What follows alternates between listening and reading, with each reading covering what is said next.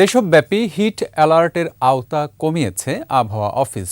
আগামী ৪৮ ঘণ্টায় ঢাকা বিভাগের পশ্চিমাঞ্চল, রাজশাহী ও খুলনা বিভাগে মৃদু থেকে মাঝারি তাপপ্রবাহ বয়ে যেতে পারে। এছাড়া দেশের বাকি অংশে কমেছে গ্রীষ্মের উত্তাপ।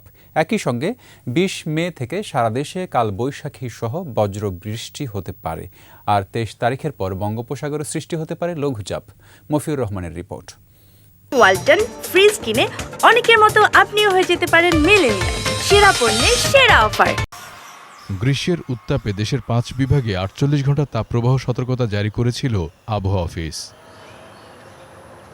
তবে বৃহস্পতিবার দেশের বিভিন্ন জায়গায় ঝড় বৃষ্টির পর কমানো হয়েছে সতর্কতার আওতা। আবহাওয়া অফিস বলছে ২০ মে থেকে পরবর্তী কয়েকদিন দেশব্যাপী ঝড় বৃষ্টি হবে। এতে কমবে তাপমাত্রার পারদ।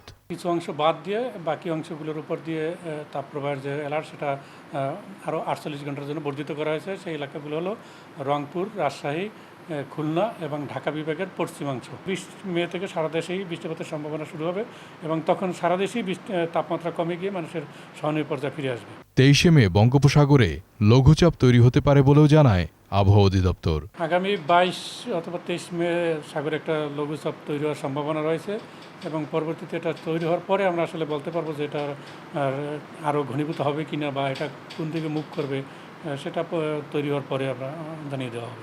এদিকে পাবনা, রংপুর, খুলনা, বরিশাল সহ দেশের বিভিন্ন জায়গার উপর দিয়ে তাপপ্রবাহ বয়ে যাচ্ছে। এতে প্রচণ্ড অস্বস্তিতে সাধারণ মানুষ।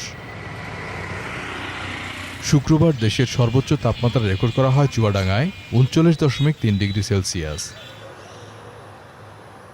মফিউর রহমান, একুশে টেলিভিশন, ঢাকা।